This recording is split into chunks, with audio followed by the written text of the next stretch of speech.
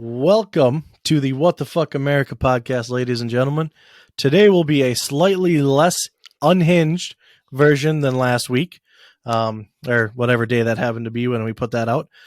Today we are going to go into Dr. Fauci and his many mishaps, and this might be a two-parter as well. So be sure to stick around and catch that second part when we do put that out. I am Jake, along with Matt. Yo. Let's get into it. So we got a bunch of articles today that we are going to be going over. Hopefully today will be a lot less going off the beaten path like we normally do. So it won't be as funny. It won't be as funny. It's going to be a lot more informative, hopefully. And we'll try to make it as good as possible. It's hard to not be funny because all of these fucking clowns we have to talk about. Yeah. All right. So let's go ahead and read. This is a research on highly pathogenic H5N1 influenza virus, The Way Forward, by Anthony S. Fauci. The abstract. The voluntary... I'm already stuck at that word. Oh, the voluntary moratorium. Moratorium. On gain of function research related to the transmissibility of highly pathogenic H5N1 influenza virus should continue. Okay. Yeah. Pending the resolution of critical policy questions concerning the rationale for performing such experiments and how best to report their results, the potential benefits and risks of these experiments must be discussed and understood by multiple stakeholders, including the general public, and all discussions regarding such research must be made in a transparent manner. So, commentary. The influenza virus research community is to be commended for implementing a voluntary moratorium on gain-of-function experiments related to the transmissibility of highly pathogenic H1N1 or H5N1 influenza viruses. As a key funder of influenza virus research, the National Institute of Allergy and Infectious Diseases, a component of the United States National Institute of Health, strongly supports the continuation of this moratorium pending the resolution of critical policy issues related to the rationale for performing and reporting such experiments. We need to be certain that the fundamental purpose of this work, together with its risks and benefits, are understood by multiple stakeholders, including the general public, and that the decision is made in a transparent manner. It is clear that the scientists who conducted the experiments that triggered this debate, and who are among those who voluntarily signed onto the moratorium, have conducted their research properly and under the safest and most secure conditions. However, the issue that has been intensely debated is whether knowledge obtained from these experiments could inadvertently affect public health in an adverse way. Even in nations multiple time zones away, putting aside the specter of bioterrorism for the moment, consider these hypothetical scenarios. An important gain-of-function experiment involving a virus with serious pandemic potential is performed in a well-regulated, world-class laboratory by experienced investigators, but the information from the experiment is then used by another scientist who does not have the same training and the same facilities, and is not subject to the same regulations. It is unlikely, but conceivable turn of events. What if the scientist becomes infected with the virus, which may lead to an outbreak, and ultimately trigger a pandemic? Many ask reasonable questions. Given the possibility of such a scenario, however remote, should the initial experiments have been performed and or published in the first place? And what were the processes involved in this decision? Scientists working in this field say, as indeed I have said, that the benefits of such experiments and the resulting knowledge outweighs the risks. It is more likely that a pandemic would occur in nature, and the need to stay ahead of such a threat is a primary reason for performing an experiment that might appear to be risky. However, we must respect that there are genuine and legitimate concerns about this type of research, both domestically and globally. We cannot expect those who would have those concerns to simply take us, the scientific community, at our word that the benefits of this work outweighs the risks. Nor can we ignore their calls for greater transparency. Their concerns about conflict of interest and their efforts to engage in a dialogue about whether these experiments should be performed in the first place. Those of us in the scientific community who believe in the merits of this work have the responsibility to address these concerns thoughtfully and respectfully. Granted, the time it takes to engage in such dialogue could potentially delay or even immobilize the conduct of certain important experiments and the publication of valuable information that could move the field forward for the good of public health. Within the research community, many have expressed concerns that important research progress could come to a halt just because of the fear that someone somewhere might attempt to replicate those experiments sloppily. This is a valid concern. However, although influenza virus scientists are our best informed individuals about influenza virus science, and possibly even about the true level of risk to public health, the influenza virus research community can no longer be the only player in the discussion of whether certain experiments should be done. Public opinion, domestic and global, and the judgments of independent biosafety and biosecurity experts are also critical.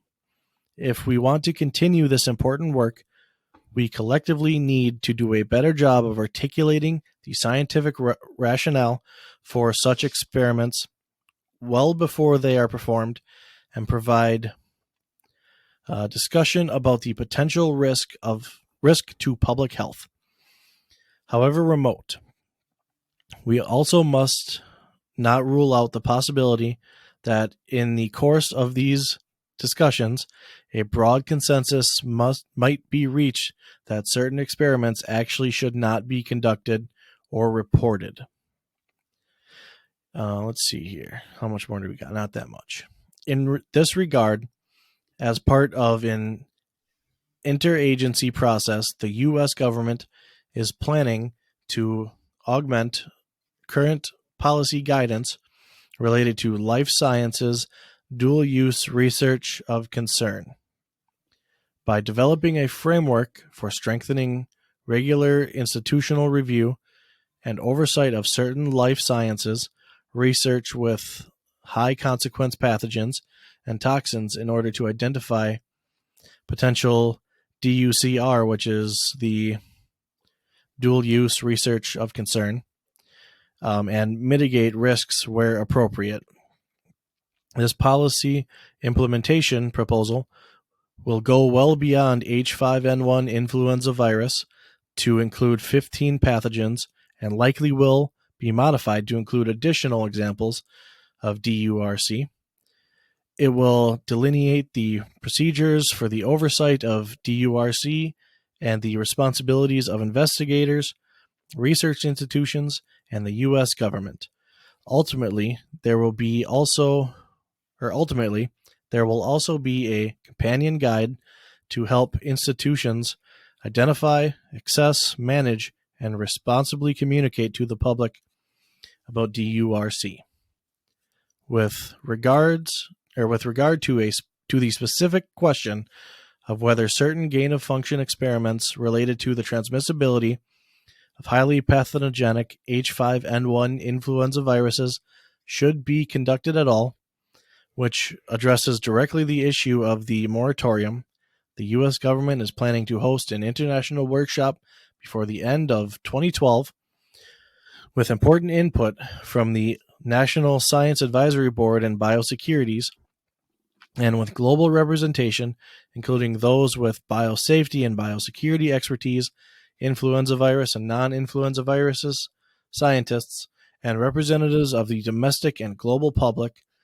The meeting participants will consider general principles concerning the rationale for and risk and benefits of such experiments, and what lines might be drawn in their conduct and or reporting. The game has changed for influenza viruses. Why do I keep saying viruses? It's virus. For influenza virus scientists and the agencies that support them. As researchers, we must realize that we are critical players in the process and policies and decision-making related to DURC, but not the only players. Before embarking on certain types of research, we must ask ourselves critical questions about whether there are alternative ways to answer the research questions at hand. When no reasonable alternatives exist, we must take the scientific approach to making the argument for conducting such experiments before they are performed. The voluntary moratorium on the controversial issue of gain-of-function research related to transmissibility of highly pathogenic H5N1 influenza virus is providing us the time and space we need to work together and get this right, and it should be continued until we do so. So, that was a paper written by, some of you may know him as Dr. Fauci, in 2012 about gain-of-function research of H5N1 influenza viruses. So, let's go ahead and talk about Dr. Fauci today. Yeah, let's introduce him. Yeah. Dr. Anthony Stephen Fauci, born December 24th, 1940, is an American physician, scientist, and immunologist who serves as the director of the U.S. National Institute of Allergy and Infectious Disease, or also known as the NIAID. And he is also the chief medical advisor to the president. He obviously assumed office on January 20th, 2021.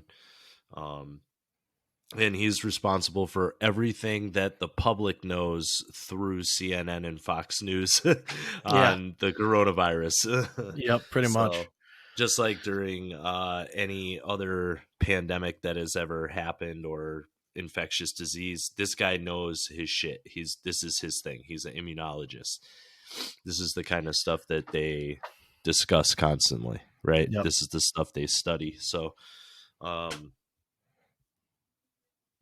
he's worked with AIDS during the Reagan administration. He's been pretty much an advisor to the last 5 presidents, and he's had his job for like 50 years.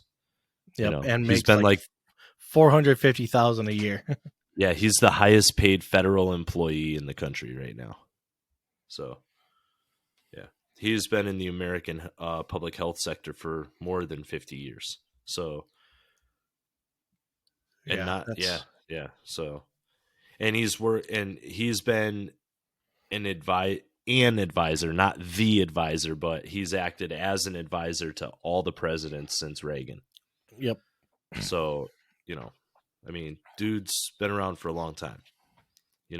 He was heavily contributing to the AIDS, HIV, and AIDS research back in the 80s. Shit like that.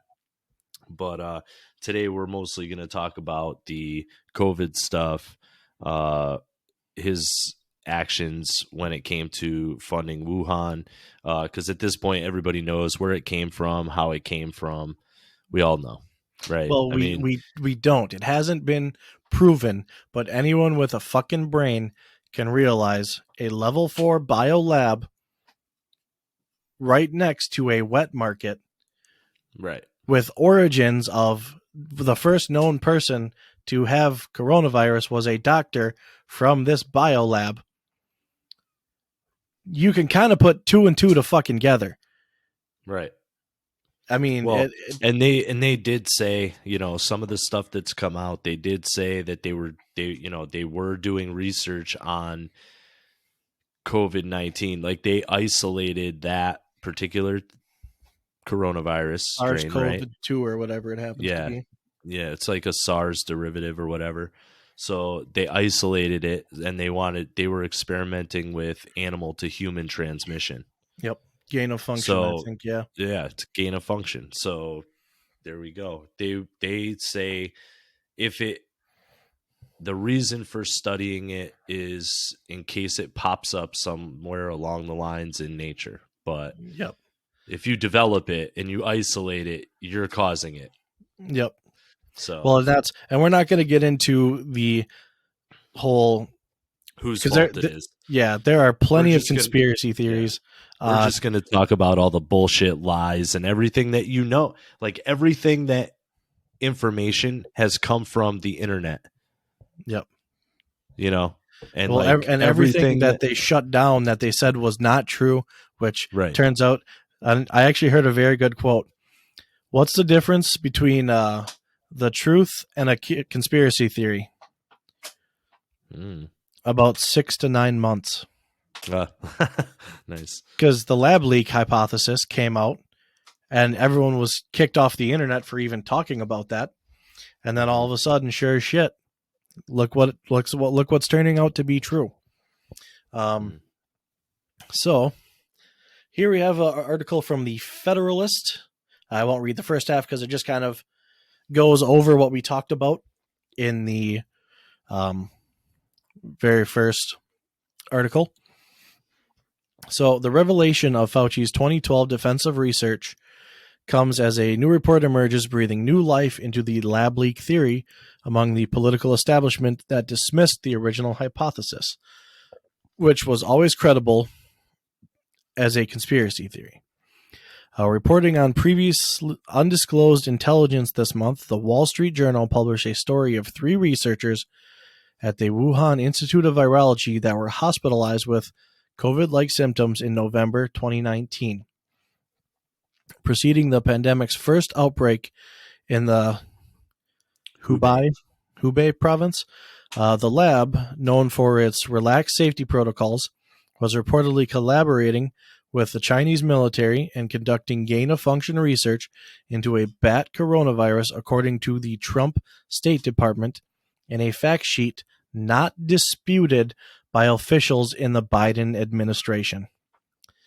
Right, because it's true. Yep. 2 years after Fauci's defense of the high-stakes research, the U.S. government deemed the work so dangerous it was banned.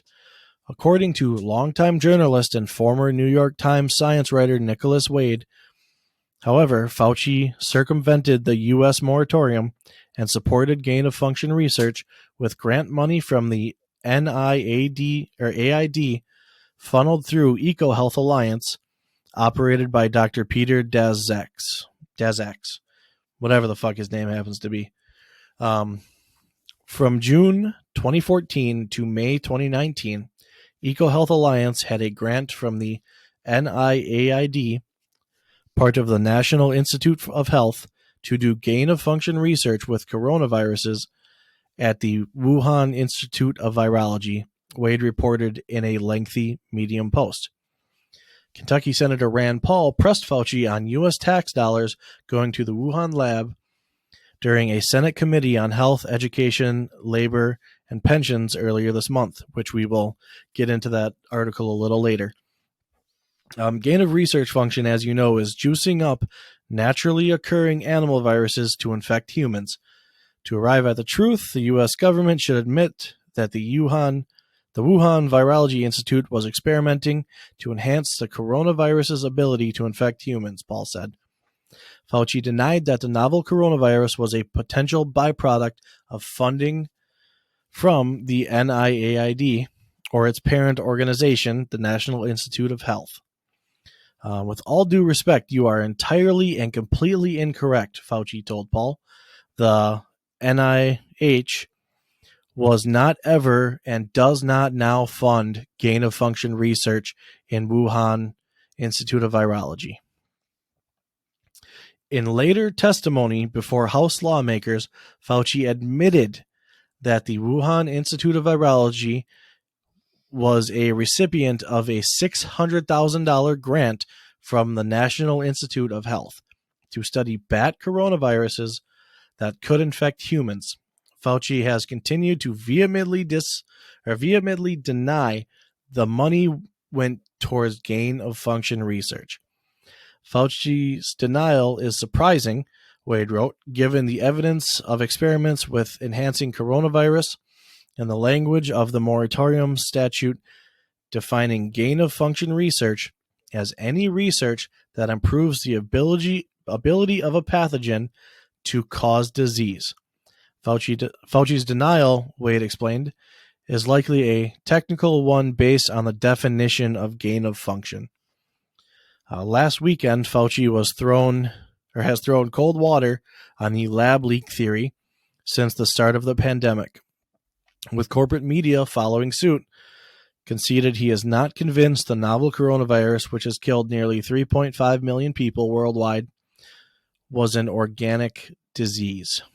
Fauci's potential role in funding the birth of the pandemic while disputing the claims to Congress has led several lawmakers to demand the NIAID director's resignation. So, there's one little bit of evidence that, Dr. Fauci is a piece of shit. Yes. Let's go ahead and look at another piece of evidence that Dr. Fauci is a piece of shit. Well, real quick, though, one of the things that's very telling in this is he's talking about they gave that $600,000 grant to study bat coronaviruses and the bat to human transmission, right? Yep. Okay. You know that. You've been an immunologist your whole goddamn life. This is your life's work. You mean to tell me that you didn't know that they had isolated this thing and that was the selling point of here's $600,000? Yeah. Oh, we're making breakthroughs. We need a little more money to pay for this shit. Here you go, motherfucker. We found it. You know what I mean? Yep. Well, in case you needed more evidence, Corona Fund, Dr. Anthony Fauci backed $7.4 million funding for controversial Wuhan lab blamed for causing COVID-19 by conspiracy theorists. Yes. Or what I like to call free thinkers. Yes. People with brains.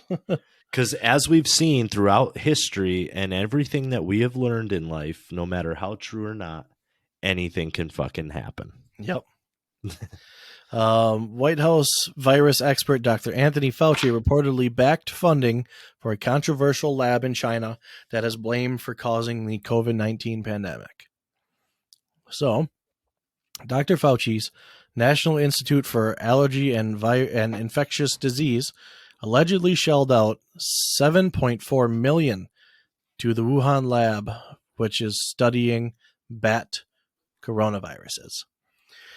All right. So in 2019, with backing of the NIAID, the National Institute of Health, the NID committed $3.7 million over 6 years for research in the Wuhan lab, reports Newsweek. The project followed another $3.7 million 5-year project for collecting and studying bat coronaviruses, which ended in 2019, bringing the total to $7.4 million. The Wuhan Institute of Virology laboratory has become the center of theories about the origin of COVID-19 because it was manipulating viruses seen in bats to explore their potential for infecting humans. The lab is not far from the animal market where officially the pandemic began. So again, here's another story saying the lab is not far from an animal wet market where the virus allegedly began, according to this. Funding now stopped. U.S. intelligence, after originally insisting the coronavirus had occurred naturally, have conceded that the coronavirus may have originated in a leak from the Wuhan lab. All U.S. government funding to the lab was reportedly stopped last week. The NIH defended their funding in a statement to Newsweek. Most emerging human viruses come from wildlife, and these represent a significant threat to public health and biosecurity in the U.S. and globally, the statement reads. Scientific research indicates that there is no evidence that suggests the virus was created in a laboratory. Coronavirus has now killed more Americans than the number of U.S. soldiers who died in the Vietnam War. The awful milestone was passed yesterday as the United States coronavirus death toll races past 65 or 56K.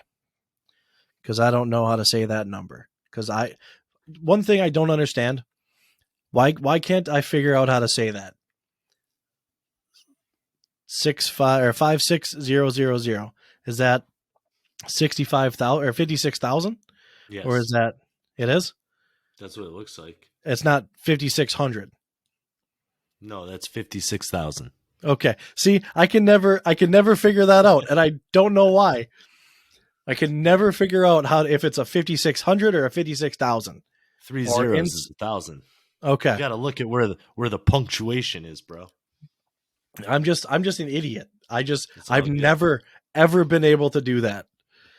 Like that is some people don't know how to ride a bicycle or something. You know, like the fundamental thing you should learn as a kid. That's my thing. 56,000 or 5,600. I don't know how to do those.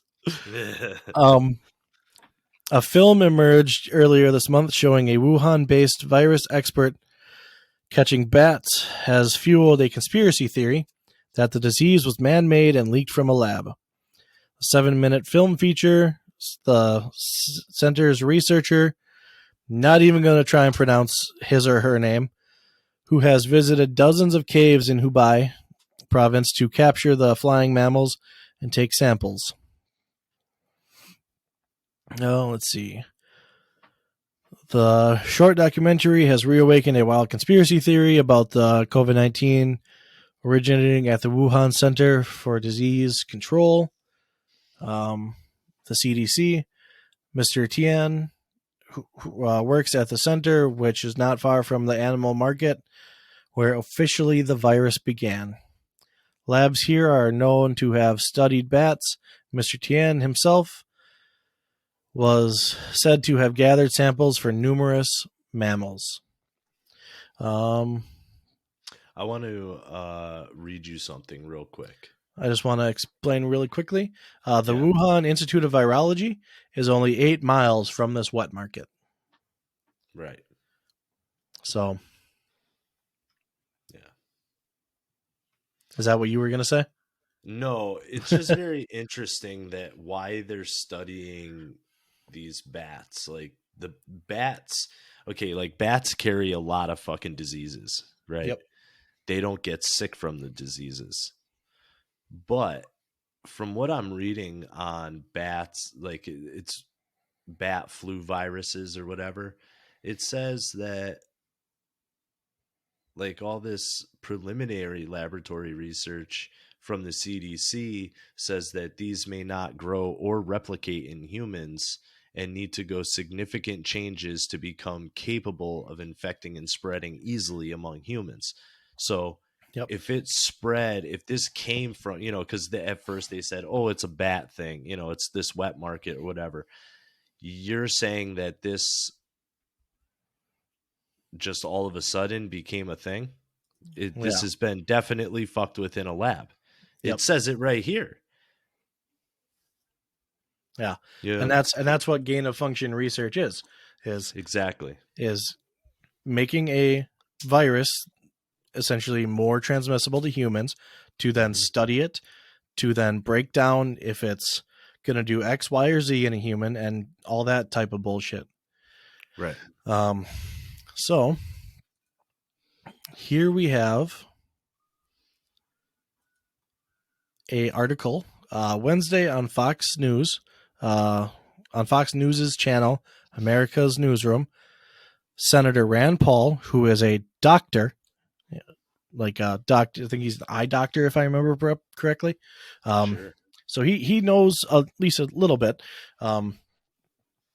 Sounded off on his hearing with National Institute of Allergy and Infectious Disease Director Anthony Fauci from the day before regarding the origins of the coronavirus and whether American taxpayer dollars supported research that could have led to the outbreak. Fauci asserted at the hearing that the NIH does not fund gain-of-function research at the Wuhan Institute of Virology in China, but Paul maintained the White House chief medical advisor is telling verifiable falsehoods. Host Bill Hamer asked Paul what his theory is regarding the origin of the vaccine, or not the virus. I would say we don't know for certain, but what I would say, what Dr. Fauci said yesterday was verifiably false, Paul responded. He said no NIH money went to the Wuhan Institute for gain of function. Well, the main doctor there, the one they call the bat scientist or the bat woman, she wrote a paper this MIT scientists have looked at, they said was gain of function, meaning juicing up these viruses to make them very potent and infectious, and infect humans.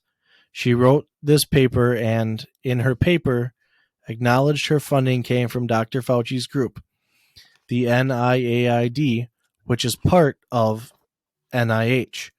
So he is verifiably telling you something that is not true. Yes. Dr. Fauci came to Congress yesterday and lied. He added, "We cannot prove the virus came from the lab. I'm not saying it did.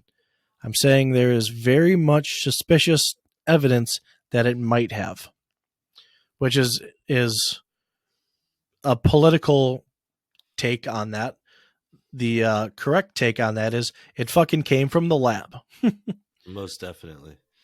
Well, it's sidetracking, right? Yeah, he just doesn't want to make any declarative statement because he's a politician, and I don't fault him entirely for that. And we haven't had a full-blown investigation into whether or not it came from the lab. Right. And just so you know, Rand Paul is a medical doctor.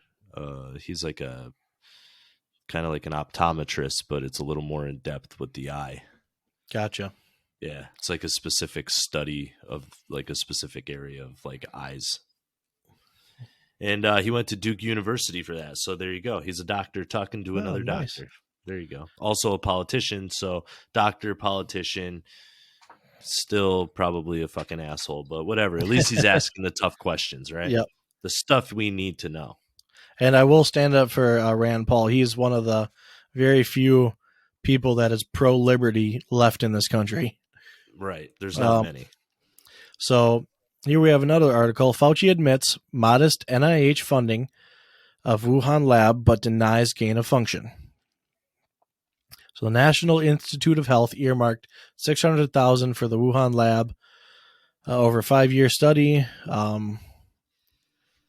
to study whether bat coronavirus could be transmitted to humans. White House chief medical advisor Dr. Anthony Fauci told lawmakers. Fauci is the head of the NIAID,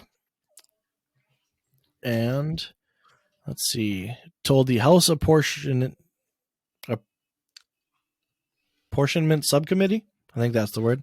He told it's the House Appropriations. Appropriations. There we go. Yeah. That's like who talks about where the money goes, you know? Yes. The House Appropriations Subcommittee that the money was funneled to the Chinese lab through the nonprofit EcoHealth Alliance to fund a modest collaboration with very respectable Chinese scientists who are world experts on coronavirus. But Fauci emphatically denied that the money went towards so-called gain-of-function research. But that's almost exactly what gain-of-function is studying whether or not these viruses can infect humans. Right. Researchers... Yeah. Oh, go ahead. Oh, I was going to say, not to mention, when was this article written? May 25. That's this year, right? Like so 5 days ago. Right. So all of these things are coming out now when he didn't know a year ago either, right? He was doing the same thing. So, like last year in January, he was talking about freaking, it's not a big deal. It's nothing that we need to worry about. Then fast forward 3-4 months from then, it's like, holy shit, wear 2 masks, stay away wear from 10 everybody. masks. Yeah. Yeah. So let's see here. But Fauci emphatically denied that the money went towards the so-called gain-of-function research, which he describes as taking a virus that could infect humans and making it either more transmissible and or the pathogenic for humans. That categorically has not been done, he insisted. Earlier in the hearing, NIH Director Dr. Francis Collins told Rep. Andy Harris that researchers at the Wuhan lab were not approved by the NIH for doing gain-of-function research. And before adding, we are, of course, not aware of any source of funding or other activities they might be undertaking outside of what our approved grant allowed. Yeah. The NIH cut off funding to EcoHealth Alliance in April of last year. So April of 2020, at the height of the pandemic over protests at EcoHealth President Peter Daszak. Fauci traced the NIH's interest in bat coronavirus to the SARS outbreak from nearly 2 decades ago. We had a big scare with SARS-CoV-1, SARS, back in 2002 and 2003, where that particular virus unquestionably went from a bat to an intermediate host to start an epidemic and a pandemic that resulted in 8,000 cases and close to 800 deaths, he said. It would have been almost a dereliction, that's the word. Dereliction of our duty if we didn't study this. And the only way we can study these things is you've got to go where the action is. So you've got to fund gain-of-function research is what you're saying, Dr. Fauci, you fucking hack. Well, I wanna bring something to you real quick about what you just said, okay? It said in here, the NIH cut off funding to EcoHealth Alliance in April of last year. That's 2020, April, right? Now, EcoHealth is the ones who actually the NIH gives the money to, and then EcoHealth distributes the money to Wuhan. Yep. Right, like that. That's what we're getting at, right? So, in April of 2020, when the NIH cut off the funding to EcoHealth, Fauci said that if the administration started mitigation earlier, more lives could have been saved, and no one is going to deny that. He added the decision-making for implementing mitigation measures was complicated, and there was a lot of pushback about shutting things down back then. So he's saying that while also pulling the funding for EcoHealth, which is covering his ass, right? Yep. Because pulling that funding, the NIH might not have wanted funding for gain-of-function research, but the NIH isn't giving funding to the Wuhan lab. EcoHealth Alliance is. Right. And EcoHealth Alliance has no rules on funding gain-of-function research. Right. It's just ridiculous. Fauci added, you don't want to study bats in Fairfax County, Virginia, to find out what the animal-human interface is that might lead to a jumping of species. NIH funding of work at the Wuhan Institute of Virology has come under increased scrutiny in recent weeks, with Republican senators like Rand Paul of Kentucky and Tom Cotton of Arkansas accusing Fauci of lying about whether the money was used for gain-of-function research.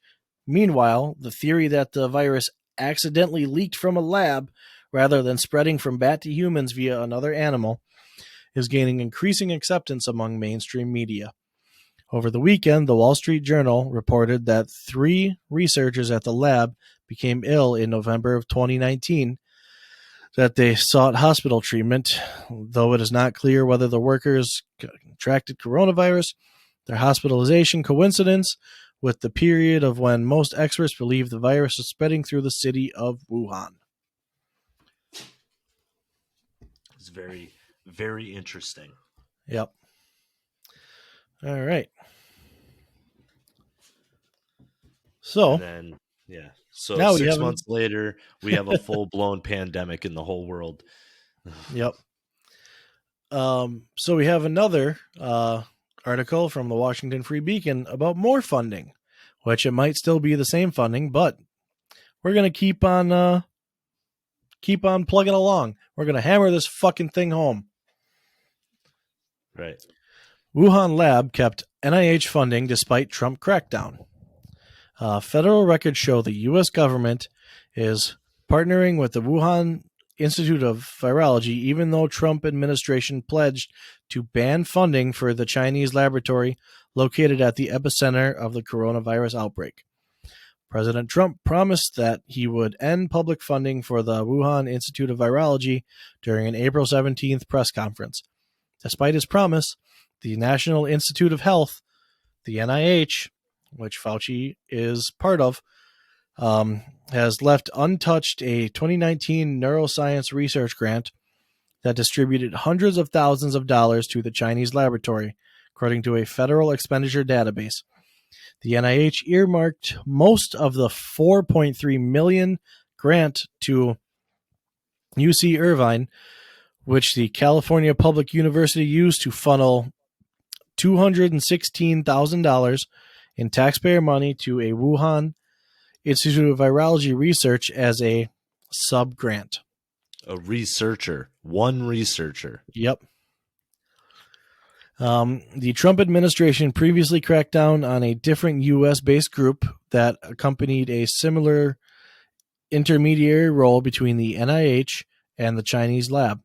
The Trump-era NIH temporarily stopped funding a bat coronavirus research project managed by New York-based environmental nonprofit EcoHealth, because nearly $600,000 of the $3.7 million grant went towards the Chinese institute.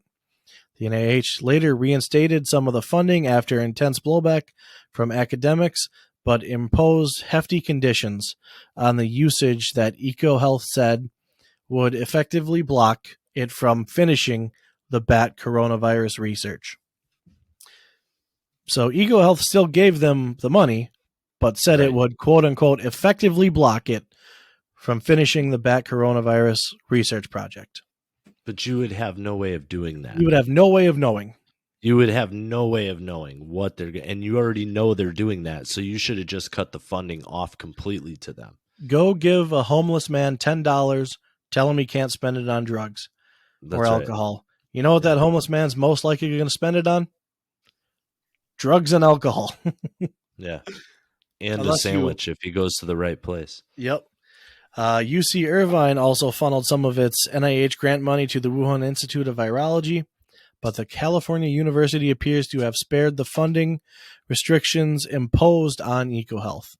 The database shows that the UC Irvine project remains fully funded to this day. The taxpayer-funded grant supported the publication of 2 academic articles, including one that was published months after Trump pledged to suspend government funding for the Chinese lab. Justin Goodman, vice president of the White Coat Waste Project, a government watchdog group, said the U.S. government should suspend all ties to the Chinese laboratory. I have will do Justin Goodman one better.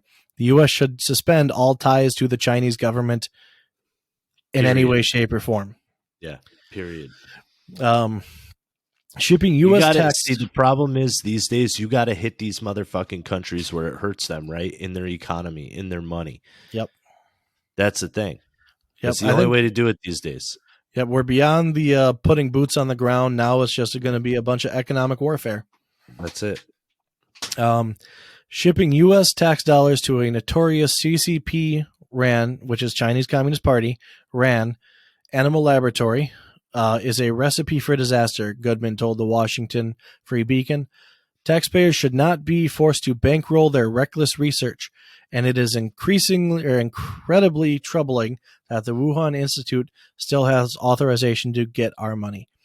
One thing people need to realize about the Chinese Communist Party, they don't care how shit gets done as long as shit gets done and doesn't hurt the party at large.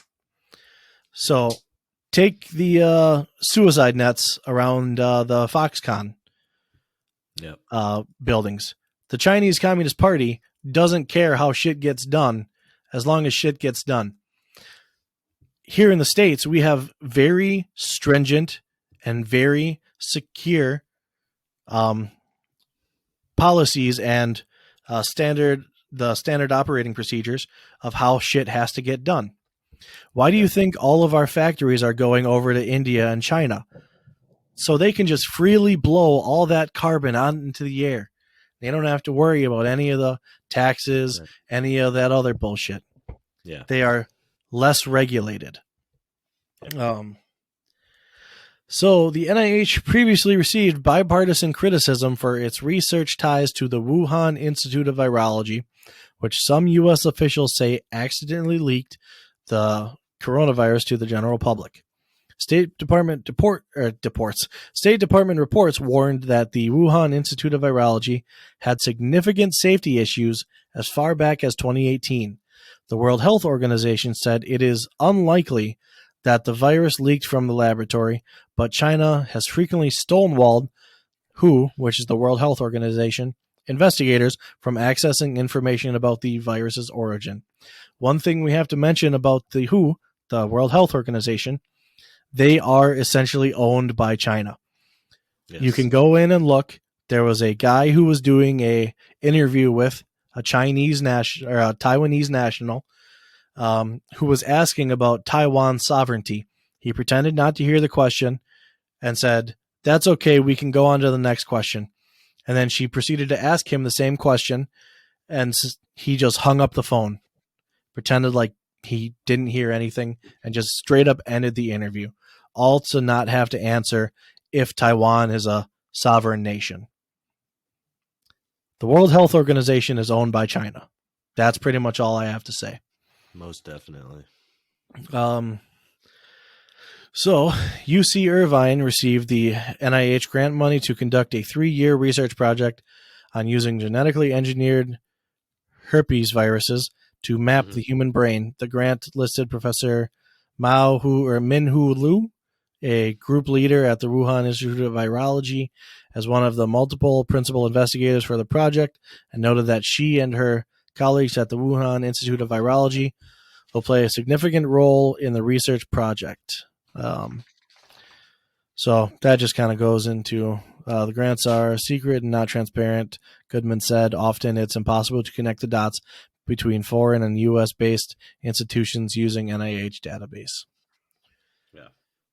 So, and of course, UC Irvine doesn't comment, right? Because nobody wants to comment on them actually being traitors to the U.S.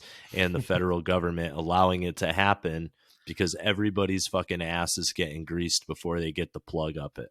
Yep. So, these Daily Mail Biden articles, I'm not going to go too heavy into these. You could just read the headline. It's long enough. Yeah, I'm going to read the bullet points they have. Because there's 2 articles, and holy shit, if it's already 50 minutes in, and if I have to continue to keep reading all of this, it's going to be forever. We could do a couple more Excuse me. Matt has We can do it. coronavirus again. Yeah, coronavirus again. No, we can do a couple more minutes and then just do our part 2. Well, then it's going to be 3 parts. Oh, yeah, that's true. So I want to get all this coronavirus stuff done, but dear Lord, this might have to be a 3-parter. This is a lot. This is a lot. We'll probably throw out a sandbox in between to get you guys back into the flow of hearing us rant madly about crazy shit. Yes, about the potential assassination plot against Dr. Fauci for this bullshit. Also, I did find, just so y'all know, I did find the lost recording of, I don't remember if it was a sandbox, but we lost the last few minutes of it, and I ended up finding it. So now I have both nice. of them. Yeah, I'm able to download them, so I'll get that together, and we'll post that up real soon, too. Cool. Maybe we could put that in between. We'll put that on the Wednesday show, and next Sunday we'll come back with the Fauci and his AIDS bullshit. Yeah, most definitely. All right. So Biden shut down Pompeo-led effort to prove theory COVID originated from Wuhan lab over concerns about quality of evidence. Trump said it was obvious. Blah, blah. Okay, so here's the bullet points in this article, because this article is like a 20-minute read, and the next one is also about a 20-minute read, and I'm not going to waste your guys' time. Yeah. Joe Biden's team ended a State Department investigation into the Wuhan lab. The investigation was began by Mike Pompeo, allies in the fall, and ran until the spring. Senior State Department officials were unaware of the existence of the inquiry. In January, they asked an independent panel of scientists to evaluate the findings. A 3-hour meeting was held, with the panel concluding the probe was flawed. Critics of the effort said it was overtly political and designed to burnish Trump. Trump had long claimed that the Wuhan theory for COVID-19 was likely. Many scientists initially disregarded the theory, but are now accepting it. Supporters of the investigation insisted it was genuine and well executed. Biden's team in February or March decided to end their research. The Wuhan lab theory is gaining traction. Trump Tuesday said he felt vindicated. And that was an article from May 25th of this year, and it was edited on May 26th, though, a couple days ago. So now we have an article from the 26th. So one day after, Biden now wants U.S. intelligence to investigate the Wuhan lab leak and give them 90 days to report back after shutting down Pompeo-led probe into theory and dismissing Trump's claims. Oh, you're muted, I think. He wants 90 days, right? But it took him 100 days to come up with a fucking plan on how he was going to fucking help this country. And he still hasn't really fucking done shit except spend more money that's never, ever, ever, ever, ever going to be repaid. Yep. Once dismissed as fringe theory, growing numbers of scientists now say it is possible COVID-19 escaped from a Chinese lab. President Biden said he had told the intelligence community to redouble efforts to collect information that could bring us closer to a definitive conclusion. He said intelligence agencies currently had insufficient evidence to decide whether virus leaked from lab or emerged in wild, gave 90 days to report back. It follows report that staff at Wuhan Institute of Virology sought hospital treatment in November 2019 for COVID-like symptoms. And there is just one quick little spot I want to read of this. Okay. So let's see. I think it might be right here. Last fall, then Secretary Mike Pompeo led an investigation to answer whether China's biological weapons program may have played a role in the pandemic, sources told CNN on Tuesday. And it comes as senior scientists admit they cannot be certain of the virus's origin. The initial point to the previous coronavirus outbreak, including SARS and MERS, which could all be traced to naturally occurring animal reservoirs as evidence of COVID-19 origin. But so far, a natural host has yet to be found. During a White House briefing on Tuesday, Dr. Anthony Fauci, the administration's top infectious disease expert, said he still believes the most likely explanation was a natural transfer to humans, but that a deeper investigation is needed. Because we don't know 100% what the origin is, it's imperative that we look and do an investigation, he said. The World Health Organization released a joint report with Chinese scientists in March after a team spent 4 weeks in Wuhan. But its findings were criticized amid concerns the investigators were delayed and lacked access to original sample. This week, Andy Slavitt, we'll say that, yeah, White House COVID advisor, said it had failed to explain how COVID first emerged. We need to get to the bottom of this, and we need a completely transparent process from China, he said. We need the WHO to assist in that matter. We do not feel like we have that now. So the issue is, if we have the WHO investigate it, the WHO is owned by China. Right. Well, don't forget, this is all bullshit. They know where it came from. Well, everybody knows where it came from. I am not gonna fucking sit here and say, oh, this accidentally happened. Maybe it accidentally got out because somebody was infected. Sure. However, that does not, let's not negate the fact that it didn't come from a fucking wet market. Right. Like they isolated and made this shit happen. Yes. They were doing gain of function research, which means they were splicing in certain cells into this virus to figure out if it could be human transmissible and how transmissible it could be. It's no fucking wonder that a virus would then leak if you're a Chinese fucking Communist Party virology institute that does not have as stringent safety protocols as we do in the USA. And as it's being proven through all of these articles that we're reading to you, we were funding this. We were helping to fund this. Whether or not you want to agree, whether or not people want to agree with it or not, oh, our government wouldn't do that. Fuck you. Our government's been doing that. Yep. Look at what happened with the atomic bomb. Yep. You know, so I mean, come on. We know what's going on. Yeah. Like there is a chance. Like they did say, most pandemics start in nature. But when you add the fact there's a level 4 biolab in the origin and an 8 mile, let's say it did come from that wet market. The wet market is 8 miles away from the lab. All right. So let's just think about, take politics out of it. It doesn't matter what Trump said. It doesn't matter what Biden said. Think about this logically. You have a level 4 biolab, and you have reports that 3 researchers in 2019 in November tried to or went to the hospital for COVID-like symptoms. You have a level 4 biolab that is studying gain of function research in bats, bat coronavirus, which is what we have now. This is coronavirus. Like, just think about it logically. It just doesn't make any sense.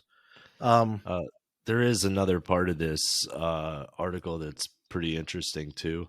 The director of national intelligence part of it, Avril Haines, told senators last month, "It is absolutely accurate. The intelligence community does not know exactly where, when, or how COVID-19 virus was transmitted initially, and basically components have coalesced around 2 alternative theories.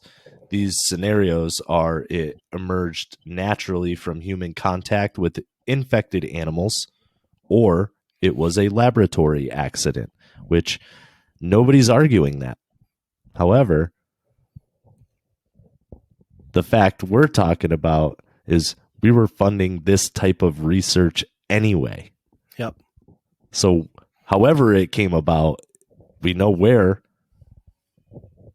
We know where. They're not saying, oh, it came from fucking New York City. Yep. They're not saying it came from fucking Hawaii or the Philippines, or they're saying it came from Wuhan, a wet market or a laboratory that's 8 miles down the road. Yep. Fuck off. We know what happened. You know what happened. Yep. So here we have a timeline from how the Wuhan lab leak theory suddenly became more credible. This is from the Jeff Bezos, and just one little quick tangent. The CIA paid Jeff Bezos. Can you look this up for me? I just want to get this right. Was it 6 billion? Or was it 600 billion or 600 million? The CIA paid Jeff Bezos 600 billion or 600 million? Because I always have to mention this. 600 million. Okay. So the CIA paid Jeff Bezos 600 million. Mm-hmm. How much did Jeff Bezos buy the Washington Post for? I don't know. Was it somewhere in the ballpark of 600 billion? 600 million? Well, I will say this. It's very interesting that all these people are getting these big, huge paychecks and we're knowing about it, right? And like, oh, this guy's making this much money. Be mad at him because he doesn't really pay taxes and shit like that, you know? Yep. So I want to say it was he bought the Washington Post for around $600 million. 250 million. Oh, 250 million. Yeah. Oh, okay. In 2013. So yeah. So the Jeff Bezos bought the Washington Post with the CIA's money. Just keep that in mind whenever you want to trust anything that came from the Washington Post. Yeah, for real. That isn't biased as fuck. But in this case, I'm going to use this article because it seems like it's a pretty decent, concise timeline for all this bullshit that we're talking about today. Which one are we on now? This is the Washington Post one, the one that wanted you to subscribe to, so you can't see it. Yeah, but I can for some reason. I'll sit back and listen. Yeah. So, early speculation. December 30th, 2019. The Wuhan Municipal Health Commission issues an urgent notice to Medical Institute in Wuhan saying that cases of pneumonia of unknown causes have emerged from a city's Wuhan or Hananana, Hutata, whatever the fuck it wants to be called, seafood market. 2005, or not 2005, January 5th, 2020. Earliest known tweet suggesting China created the virus. January 23rd, a Daily Mail article appeared. China built a lab to study SARS and Ebola in Wuhan, and U.S. biosafety experts warned in 2017 that the virus could escape the facility. That's became a key in fighting the outbreak. January 26th, the Washington Times publishes an article with the headline, Coronavirus may have originated in a lab linked to China's biowarfare program. An editor's note is added March 25th. Since they ran the story, scientists outside of China have had a chance to study the SARS-CoV-2 virus. They concluded it does not show signs of having been manufactured or purposely manipulated in a lab. We got January 26th again. A study by Chinese researchers published in Lancet of the first 41 hospitalized patients in Wuhan who had confirmed infections found that 13 of the 41 cases, including the first documented case, had no link to the seafood market place that originally was considered the origin of the outbreak. January 30th, Senator Tom Cotton, speaking to the armed Services Committee hearing says the coronavirus is a catastrophe on the scale of Chernobyl for China, but actually it's probably worse than Chernobyl, which was localized in an effort. The coronavirus could result in a global pandemic, he added. I would note that Wuhan has China's only bio safety level 4 super laboratory that works with the world's most deadly pathogens, to include, yes, coronavirus. This is February 3rd. The WIV researchers report in the Journal of Nature that novel coronavirus spreading around the world was a bat-derived coronavirus. And was that this year or was that in 2020? That was in 2020. Okay. Yep, all this is going to be 2020, and I'll let you know when 2021 was coming around. Well, I was just saying because you said that was February of 2020, you know. Yep. And Fauci was saying that the risk of COVID-19 poses to the United States is minuscule, you know. Yep. So well, and we gotta find out when Nancy Pelosi was running around saying, "Oh yeah, in Chinatown everything is good. You can go hug everyone." Blah blah blah blah blah. Right. But then like right away in March, he was saying that the death rate would only be like 1%, which is like, yes, a lot more than the 0.1%, but you know what I mean? It's still like a 99% survival rate. Yep. So there you go. So a researcher, okay, I read that one. A molecular biomechanic researcher at the South China University of Technology posts a paper stating that the killer coronavirus probably originated from a laboratory in Wuhan. He pointed to the previous safety mishaps and the kind of research undertaken at the lab. He withdrew the paper a few weeks later after Chinese authorities insisted no accident had taken place. In response to criticism from China's ambassador that Cotton's remarks are absolutely crazy, the senator tweets, "Here's what's not a conspiracy, not a theory. Fact. China lied about a virus starting in Wuhan food market. Fact. Super lab is just a few miles from the market, 8 miles. Where did it start? We don't know. But burden of proof is on you and fellow communists. Open up now to international investigations." Cotton, in response to a Washington Post article on February 16th that was critical of him, offers 4 scenarios on Twitter. 1, nature, still the most likely, but almost certainly not from the Wuhan food market. 2, good science, bad safety. They were researching things like diagnostic testing and vaccines, but an accidental breach occurred. 3, bad science, bad safety. This is an engineered bioweapon hypothesis with an accidental breach. And scenario 4, which is kind of the one I lean towards, deliberate release, very unlikely, but shouldn't be ruled out till evidence is in. Again, none of these theories, and certainly not conspiracy theories, they are hypotheses, whatever the plural of hypothesis is. Hypotheses that ought to be studied. Yep, hypotheses be studied in the light of evidence. So the reason why I say number 4 is most likely, Donald Trump was on track to win the 2020 election with soaring economics, great foreign policy, as well as building a border wall. He had record number of black support, record number of Mexican support. He was crushing the Chinese economy with tariffs and everything. And so who standed to benefit the most from said Donald Trump being out of office? You had China and the Democratic Party. All the communists in the world. Yep. Yep. So scientists now respond on February 19th. A statement published in Lancet by a group of 27 scientists. We stand together and strongly condemn conspiracy theories suggesting that COVID-19 did not have a natural origin.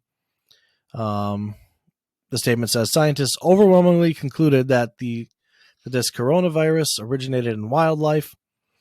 Let's see. So the intelligence community will go to the intelligence community. This is kind of way too long of a... You know what? I don't even want to read this anymore. This is just way too long of a thing. It's just kind of going over how the lab leak became a convincing theory, which we have. It's just true. It's just fucking true. Okay. Right. And all of these articles basically are saying, a lot of what we're saying is a lot of the same things, but it's showing you over the past 2-3 years that this has been coming our way. We've been funding it. No matter how many people try to block it, this motherfucker has been at the forefront of it. Yep. From 2012 to writing why gain of function research, the risk of a global pandemic outweighs the benefits of said research. Right. And I remember,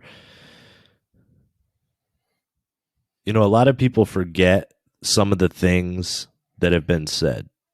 A lot of the quotations, a lot of what has been said from the leading scientist, the person that everybody all over the world is listening to when it comes to these things.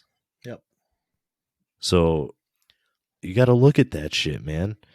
These people are playing a fucking game with your goddamn life. And money and freedoms and pretty much everything else. Yeah, man. So let's talk about this Dr. History's long Fauci of criminal conspiracy is what I was about to say. My brain, I don't, for those of you wondering why I'm so terrible at reading, I didn't graduate high school because of English class, and I'm terrible at reading out loud.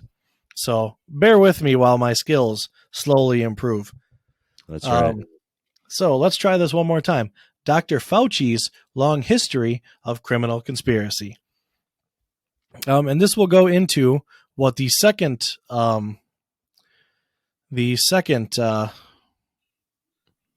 well, the part 2 of this episode will be a lot of his beginnings at the NIAID in like 1984 when the during the Reagan era, HIV and AIDS was like a big fucking concern because a lot of people were getting sick. And so he was named the head of the NIAID back then. And that's what part 2 will cover, a lot of his stuff. Like there was a lot of people very pissed off with him. They called him a pill pushing fucking like psychopath, basically. Yeah. And you wanna read this one, the long history of criminal Fauci? Sure. The coronavirus tests this is in quotes. The coronavirus tests do not at all prove presence of a deadly virus in any patient. It is perhaps the greatest criminal fraud in medical history. That's very interesting, isn't it? Yep. So what was it that they found in me? The flu? Yeah. Yep. Mm-hmm. Okay. Anthony Fauci has more influence over COVID-19 policy than the president. A closer look at Anthony Fauci's career paints a very alarming picture. Tony Fauci has held the top post at the NIAID in Washington for an astonishing 36 years.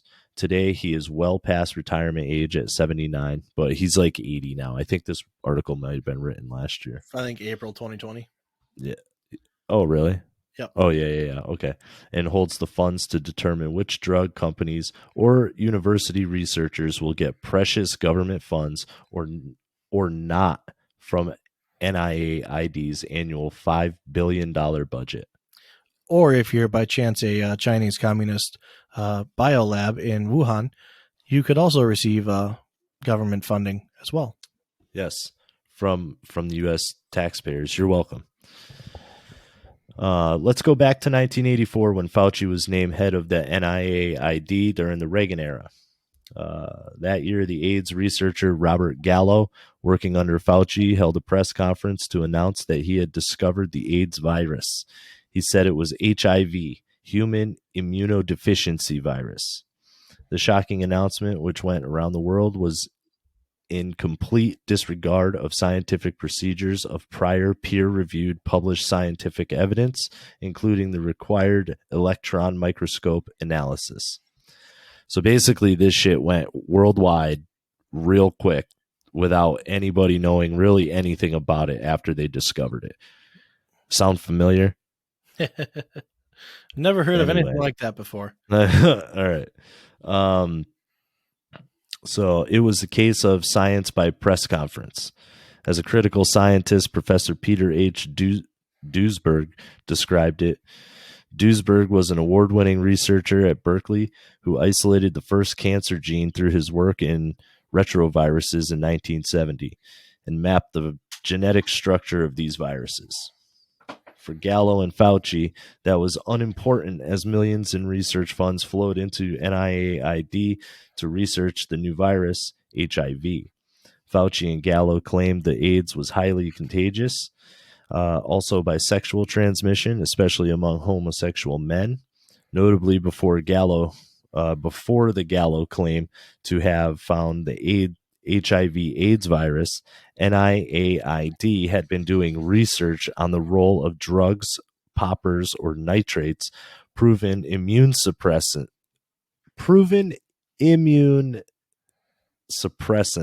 That's weird. Yep. In the deaths of the earliest AIDS patients. That was quickly dropped in favor of researching a cure for AIDS. The media was told that AIDS was the public health threat of the century. So it's a pretty big deal, right? Yep. They were studying ways to freaking combat this thing before they even discovered this thing. Yep. Who says they didn't create this thing? Yeah. Yep. Maybe this was done in a Chinese lab as well. Yeah. You want me to keep going? Yeah. I'll just read this whole. Sure. This one's thankfully not too long. Yeah, it's not too bad. Gallo went on to make millions on his patented blood test for the HIV, despite the fact that the test was often given false positives and did not test directly for the alleged virus, but for active antibodies, something immunology practice said was not valid, as antibodies merely suggested a past infection response and not necessarily presence of HIV. At this time in the 1980s, Fauci was responsible for AIDS research at NIAID, a post he still holds. Now, let me just say something real quick. All right. The test did not test directly for the alleged virus. That's exactly how the coronavirus test works. You can test for antibodies. Right. Yep. Okay. I don't know what's happening over here. Okay. Yet this fraud has shaped the career of Tony Fauci for more than 35 years. Fauci, as head of NIAID, has taken millions from the Bill and Melinda Gates Foundation, as well as the Clinton Foundation, along with tens of billions from U.S. taxpayers for this bogus research. Suspiciously, the 2006 article by Geraldo and the Harven, I don't know what that is, was suddenly retracted by the journal in 2019, just before the coronavirus Wuhan outbreak. Despite the fact that he knew the established rules of virology, Fauci, as head of the NIAID, recommended the Burroughs Wellcome chemotherapy drug, AZT, as a preventative drug for HIV-diagnosed patients, even without symptoms. That's very interesting. Yep. Burroughs Wellcome gave NIAID the study that was deliberately biased for AZT. Fauci even backed AZT for pregnant women despite the given risk to the fetus. One mark of pregnancy in all women is a higher level of antigens, as the natural immune system fights any infection to protect the fetus. AZT, or retrovir, Yeah, that sounds about right. a failed leukemia drug, has been proven to be a highly toxic drug. It was approved for AIDS testing in record 5 days by Fauci and the U.S. government in 1987. Today, despite more than 30 years funded research and billions of dollars, no effective vaccine for HIV/AIDS exists. Yay, government. So how's that sound to you? Yep. And now we Fauci have and this fucking clown in charge of coronavirus. Right. Who has more power than the president when it comes to it, by the way. Yep. So, okay. Fauci and COVID-19. In November 2019, Fauci and his NIAID got $100 million from the Gates Foundation to develop gene-based therapies for HIV and sickle cell disease. That means at the time of the first claims of the novel coronavirus in Wuhan, China, Fauci was still promoting a 35-year fraud around HIV. Because the easiest thing to freaking do, that and cancer stuff. Yep. You know what I mean? So Fauci also part of the Gates Foundation cabal.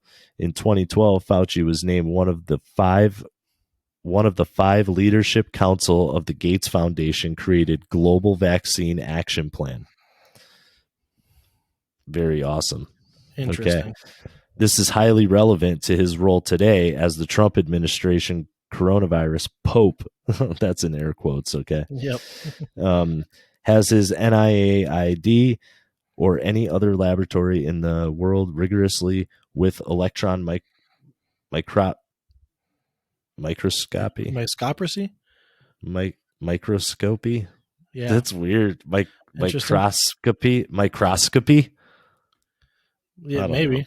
Microscopy, isolated and purified samples of patients tested SARS-CoV-2 positive for COVID-19, or are virus proofs as faulty as Fauci and the AIDS clique have made for HIV. In addition, NIAID is working with Gilead to conduct phase 2 human trials on Gilead's drug Remdesivir, yeah.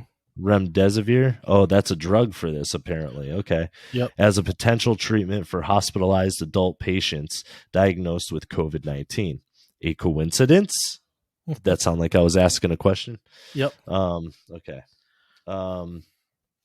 Relevant also is the fact that all top scientific advisors to the U.S. President's task force on COVID-19 are tied since decades to the bogus and destructive HIV/AIDS research and propagation of false theories.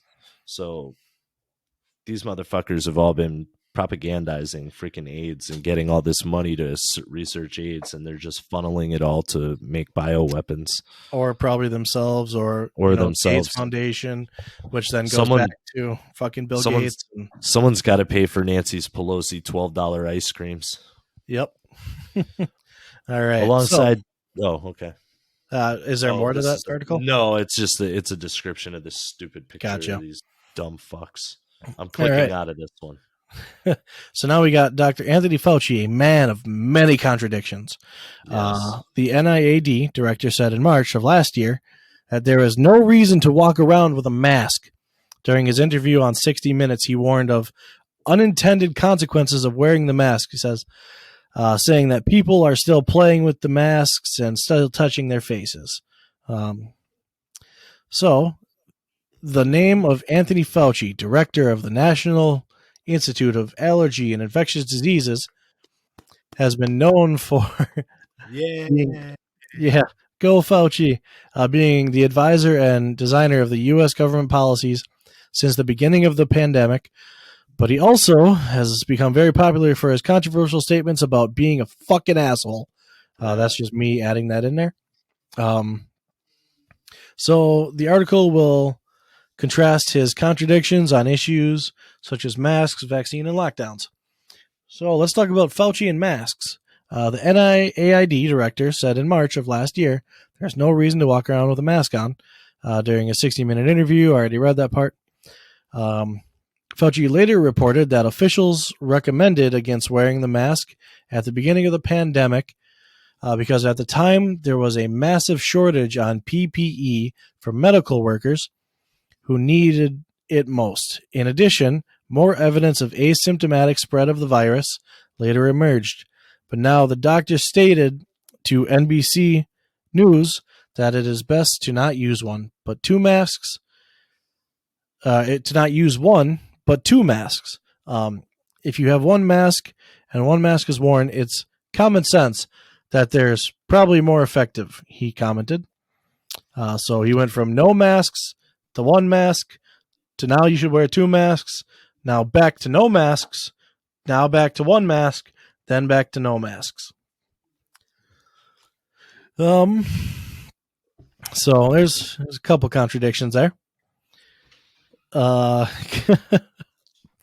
we got Fauci and vaccines. Combined with his inconsistencies about face masks, Fauci said that their use should be extended until 2022. But he also asserted, with respect to vaccines, that continued public health measures would be necessary if the vaccine was low or had low effectiveness. But vaccines have been shown to be significantly more effective than expected, more than 90%. Dr. Fauci has also significantly changed his position on the percentage of vaccination Americans would need to achieve herd immunity. Initially, the director of the NIAID stated that the percentage of citizens would need to be vaccinated to reach the goal was 70%. Subsequently, the doctor has changed the figure to more than 80% now. Based on his inconsistencies and troubling contradictions between his recommendations and reality, the New York Times accused Fauci of quietly changing recommendations. Fauci subsequently explained that his previous statement had been based on people's opinions because apparently that's what technologists should do, according to Fauci. When the polls said that only half of the Americans would get vaccinated, I was saying the herd immunity would need to be reduced from 70 to 75, Dr. Fauci said, according to the Times. Then Fauci justified himself with the most recent polls said 60 or more would accept it. I thought I could move it up a little bit, so I went to 80 to 75%. 85. 80 to 85%. Do you want to take lockdowns?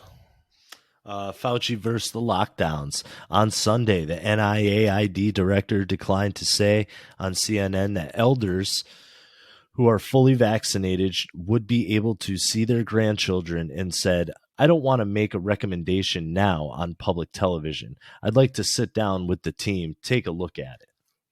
That's in quotes. But he also notoriously digressed regarding the normalization of American life. If I'm fully vaccinated and my daughter comes into my house and she's fully vaccinated, the doctor exemplified, common sense tells you that, in fact, you don't have to be so strict. However, Fauci asserted that even after the vaccination is done, there is no clear picture of what citizens can and cannot do. We want to get firm recommendations from the Centers for Disease Control and Prevention on what people can and can't do when they get vaccinated, the inconsistent doctor said. So basically, he's not really giving you any fucking answer at all. He's just telling you common sense says if you have a vaccination, you probably don't have to worry about it. However, he is fence sitting, right? Because if he says you're fine, he's pissing off somebody, right? And if he says, no, you have to keep doing it, whatever they say, he's going to piss someone off. And so he sits in the middle and doesn't tell you anything because he's an 80-year-old fucking man who does not need to be working anymore. Yep. Obviously. He doesn't need the bullshit, and we don't need to hear the bullshit. Yep. We here at the What the Fuck America podcast are very ageist against people. Yeah, I mean, it's cool. You might be a sweet grandpa or a good dad or cool, but you're too fucking old to be involved in this country like this anymore. If you want to sit by and get a little bit of funding to do your own research and not have anything to do with the government, good. Get the fuck out of here. Yep. But now you're responsible, directly responsible, and you know things about this shit that we've been going through, and you're hiding it. You're helping the problem. You have failed this country, sir. You failed this country. Yep. Congratulations, you are an asshole. Yep. So we have another one. Dr. Fauci's 15 deadly mistakes and contradictions. And I'm only going to read a few of them. So Dr. Fauci said he warned Trump in January that the U.S. was in real trouble, but that is not what he said publicly. Now, mind you, December 18 of 2019, the House adopted 2 articles of impeachment against Trump, abuse of power and obstruction of Congress. Yes. The Senate then acquitted Trump of these charges February 5th of 2020. Right. So Donald Trump was going through an impeachment during this during the first very bulk of coronavirus. Now, it's very interesting, isn't it? It's very interesting. Yeah. Now, mind you, I think it was January 27th or 29th. He shut down travel to and from China, except for American citizens coming back from China. But he was called a racist for it.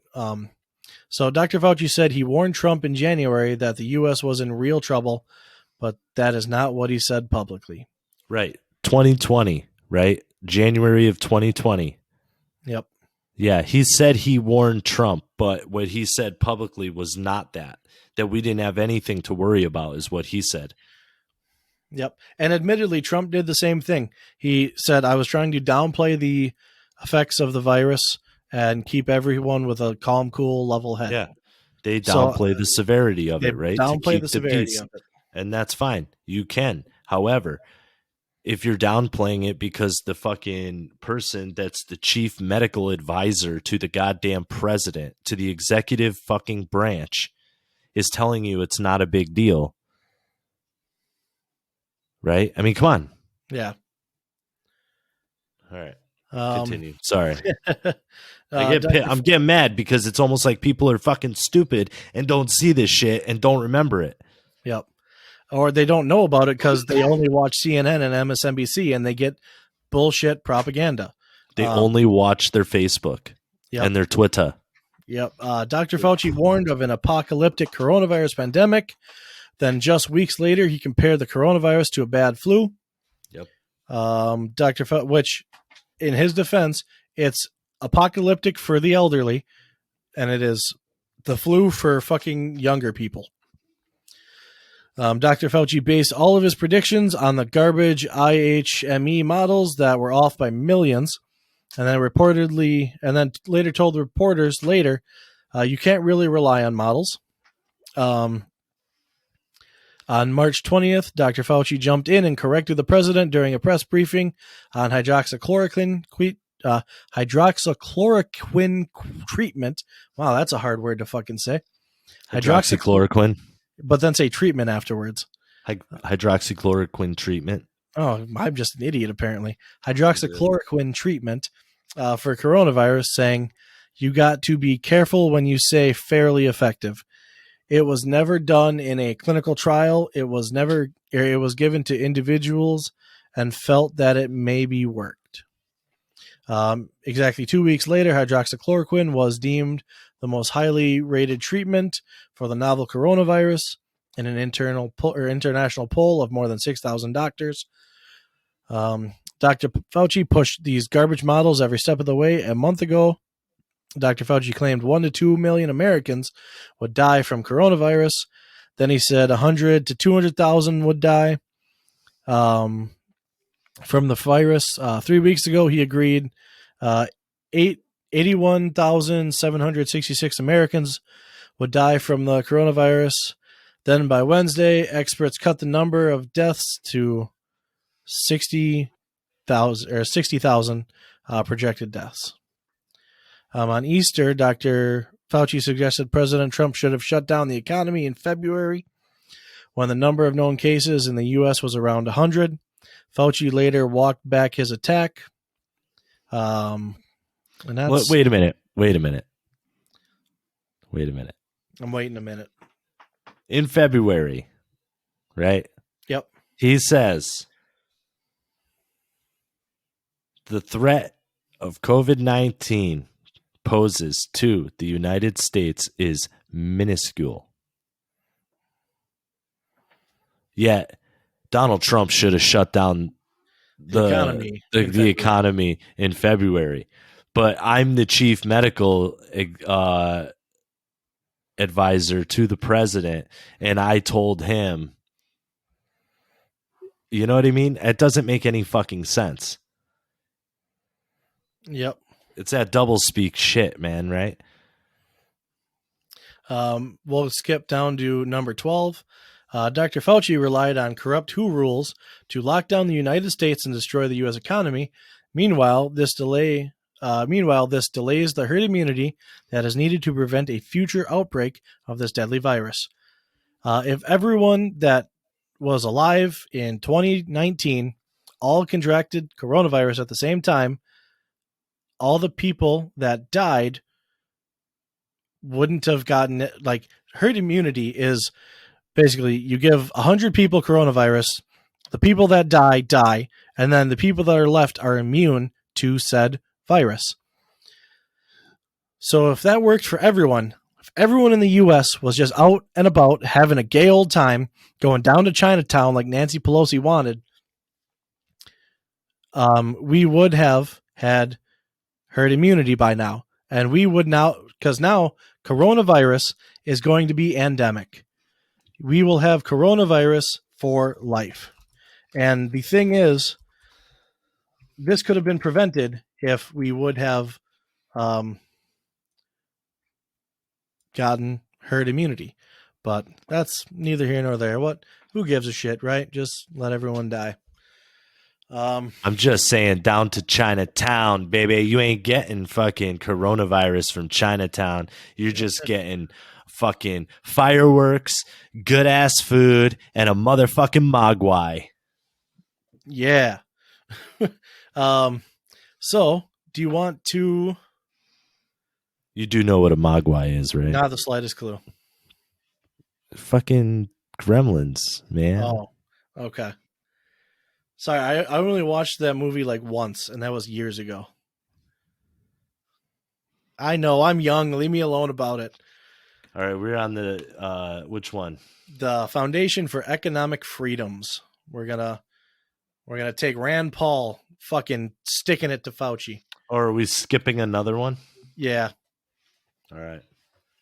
Do you want to do round one schools? On the Freedom for Economic Education. Wait, that's not the one I have up here. Hold on. It's Rand Paul has won every single round against Fauci. Yes, I have that one. Time has proven Rand Paul had his thumb on the pulse of the science. Did you already read that part? Nope. I think we just skip right down to round one schools. Round one because we're getting round we're one schools. 2 hours here. Yeah, this is going to be nuts. Round one schools. Last summer, Rand Paul outraged the left by simply stating that classrooms should remain open to public school students. In quotes, there's a great deal of evidence that's actually good evidence that kids aren't transmitting this It's rare, and that kids are staying healthy, and that, yes, we can open our schools, he said in a committee hearing. Fauci vehemently disagreed, alleging that children could spread the disease as easily as adults and advocating federal regulations around reopening schools.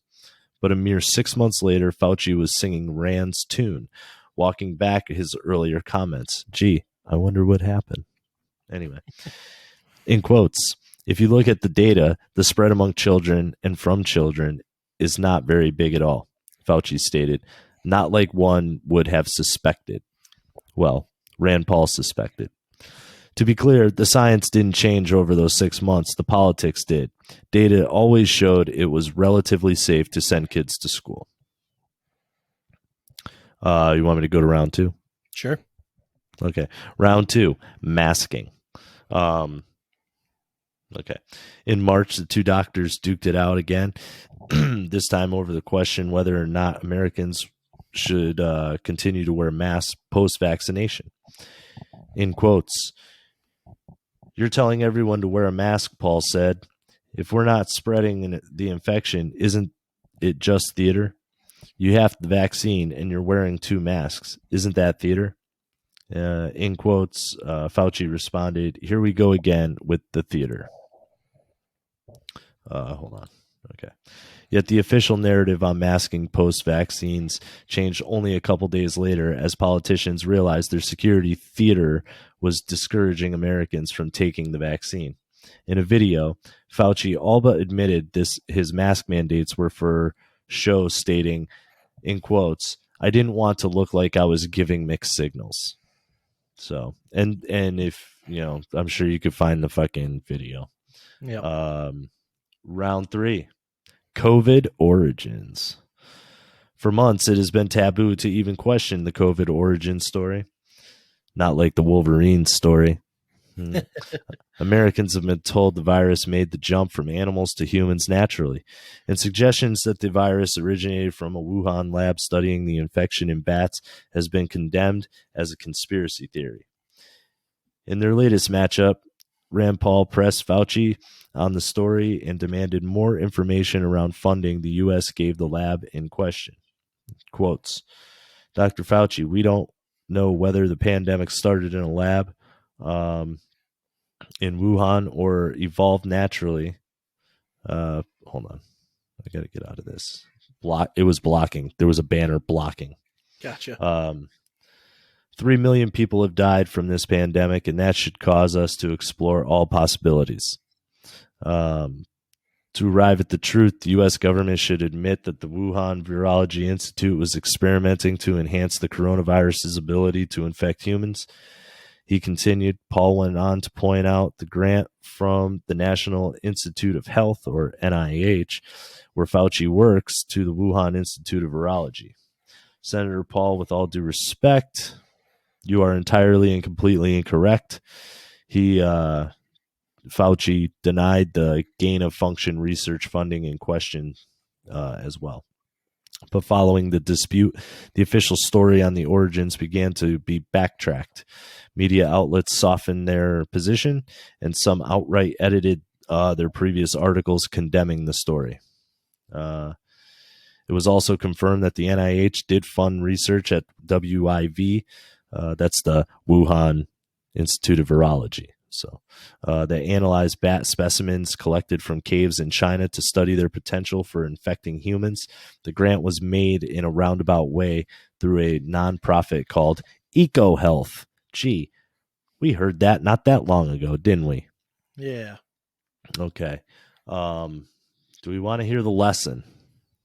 I would love to hear the lesson. Okay, the lesson. Without a doubt, time has shown Rand had his thumb on the pulse of the science of the disease, the unintended consequences of government policies, and the proper way the government should have balanced public health and civil liberties.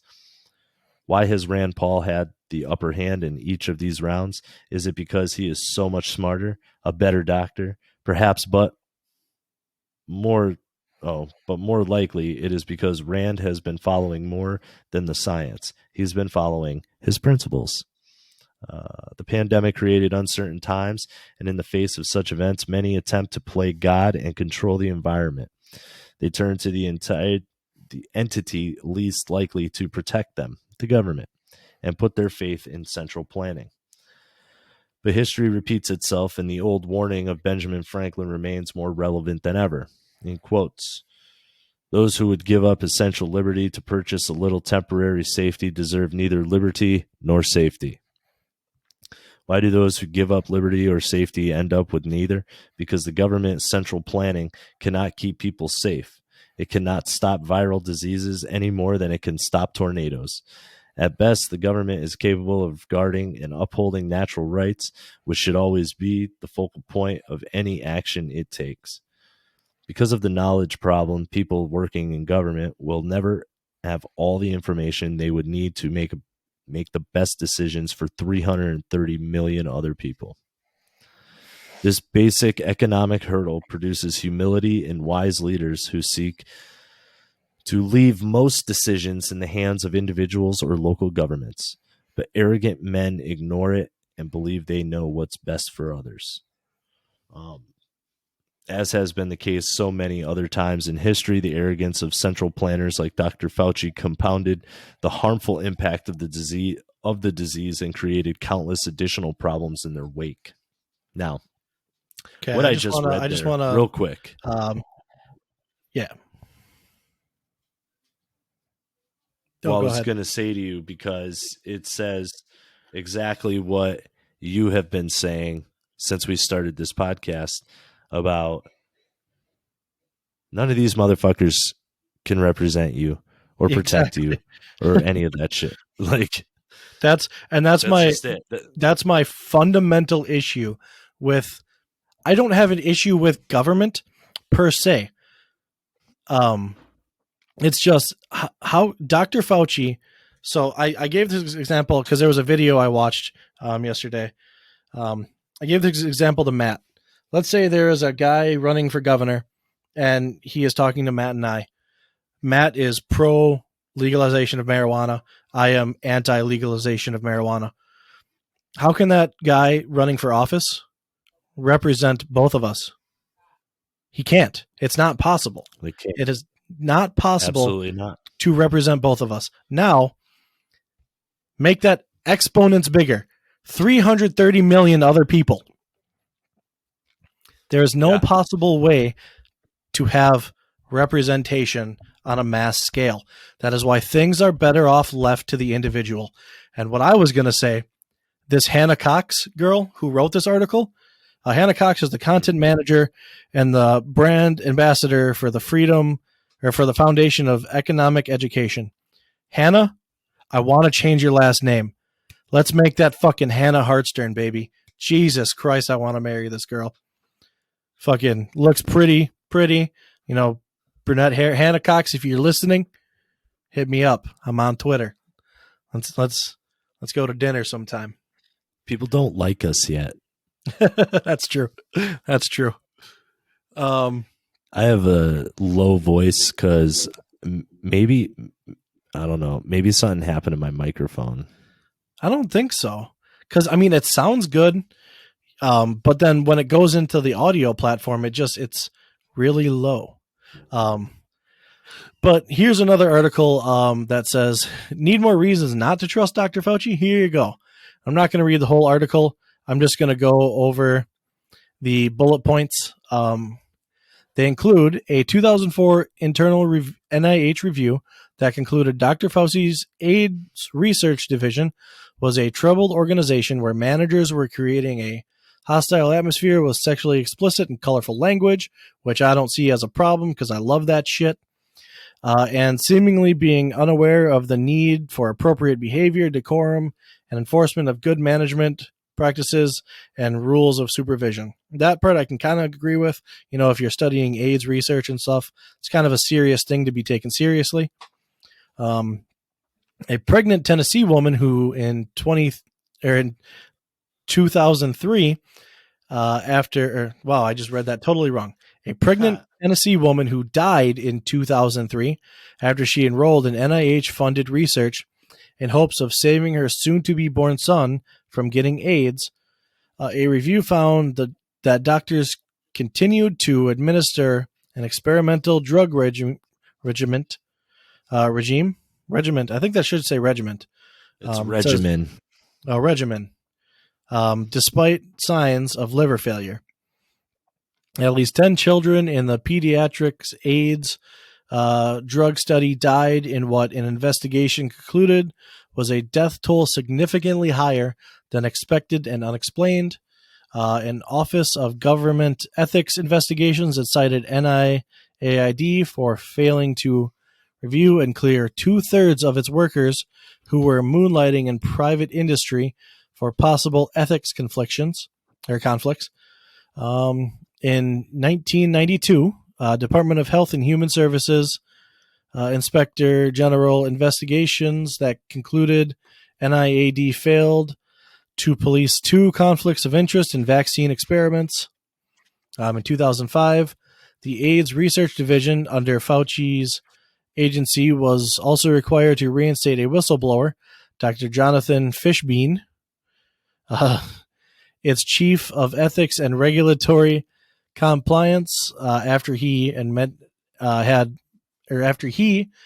many lawmakers in both parties argued he had been wrongly fired in retaliation for raising safety concerns in some of the agency's research. So now let's Do you think that guy, when he was in school, people were like Fishbein, and he was like, "It's fucking Fishbein, asshole." I don't know. He might. I don't know. Probably. Or Probably. Fishbane. Fishbane. It's fucking Fishbane. Fuck you. So now let's shit on some Democrat ass clowns for breaking COVID.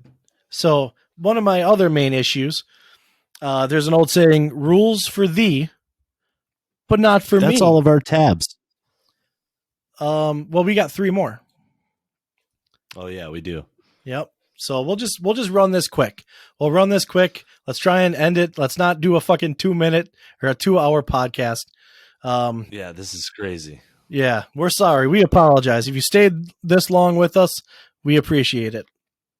Governor Whitmer apologized on May 23rd for violating her own administration's social distancing rules at a restaurant outing with several people in East Lansing. She also wanted her boat put down in the water. Her husband called and said, "Do you know who the fuck I am?" And the guy was like, "Yeah, go suck my dick." Austin Mayor Steve Adler, on November 9th, Adler recorded a Facebook video encouraging constituents to stay home without revealing that he was addressing the city from a timeshare in Cabo San Lucas, Mexico, that he flew to on a private jet with 8 others. And you know he's a fucking dumbass because he has a fucking timeshare. Yep. We need to stay home if you can. Do everything you can to keep the numbers down. This is not the time to relax while he's in Cabo San Lucas, Mexico. We are going to be looking really closely, Adler said in the video. We may have to close things down if we're not careful. Governor Gavin Newsom. Yeah, he was heavily covered in the news. We already know him. Yep. He was slammed for attending large indoor gatherings at a birthday party for one of his top advisors, lobbyist Jason Kinney, at the French Laundry, the upscale restaurant with 3 Michelin stars in Napa Valley. Reported that November 6th gathering involved 12 people from different households. I don't know why I kept saying 12. So there's Newsom also fucking stuff up. Let's talk about, where's Lori Lightfoot? Let's do let's do Diane Feinstein. Feinstein, 87, has been criticized for not displaying proper mask usage on multiple occasions in the Capitol, where dozens of lawmakers have been infected by coronavirus. We got Nancy Pelosi. Yeah, this bitch. On November 13th, House Democratic leadership announced that they were holding an indoor dinner for new incoming members of Congress, even though many lawmakers encouraged Americans to stay home and not gather in large groups for Thanksgiving. Pelosi also went and got a haircut in her district in San Francisco and was told that she could come in and get her haircut, blah, blah, blah, blah. But then she apparently, allegedly, was set up to make her look bad, and she's just a fucking yeah. idiot. But she was also one of the assholes calling for people to be arrested and shit for fucking breaking COVID lockdown. Not to mention that fucking that other bitch Feinstein's like 87 years old. Yep. So she's at high risk. So why isn't she out and about wearing her fucking mask and shit? Colorado's mayor fucking flew to fucking Mississippi during Thanksgiving to spend with his wife and daughter. You know, Yep. Cuomo, he's a fucking cock. Look at him fucking, fucking doing Thanksgiving. He, hanging out with his 89-year-old mother and shit, his stupid faggot brother. Who also broke coronavirus lockdown. Yeah. Fucking Chris Cuomo. Yeah, Chris Cuomo, right? Yep. Yeah. He was locked in his basement and he was seen out with his fucking family, even though he had coronavirus. Lori Lightfoot. Yep. Lori Lightfoot fucking broke that shit. She went, and that was like a fucking, a celebration for freaking Biden. Yep. That she did that shit at. She blowing also in everybody's face.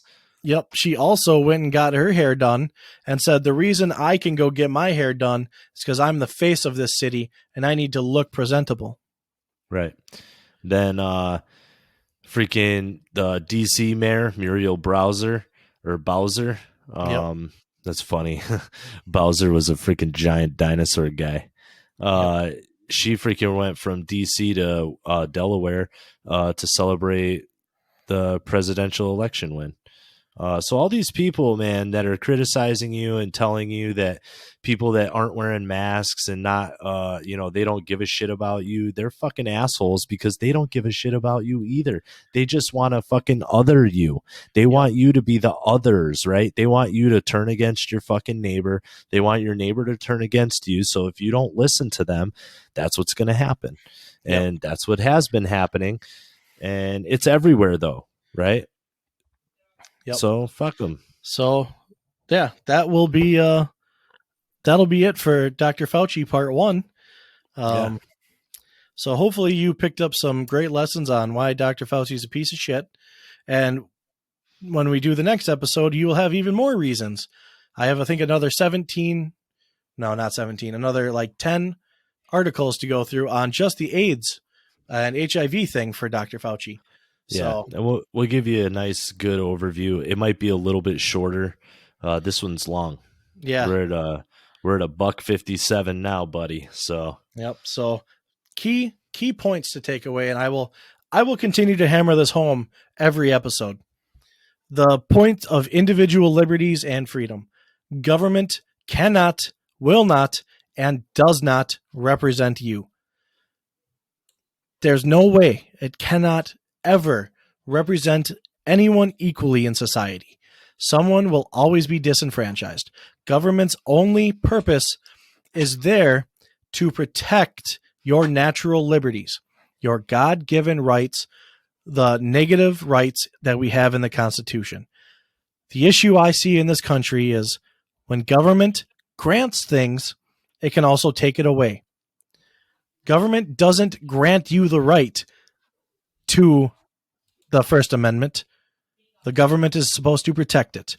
The government cannot take away your right to gather in public. It can only protect it. But what did we see? We saw you cannot peaceably assemble anywhere. You can't go to bars. Nope. You can't go to restaurants. You can't go anywhere. You can go protest and burn down cities. That's okay, which is actually not protected under the First Amendment.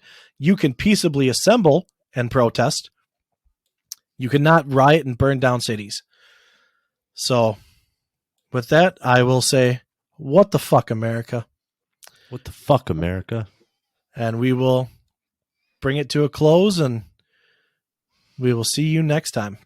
Later. Stay out of Chirac, you motherfuckers. Peace out, everybody. Later.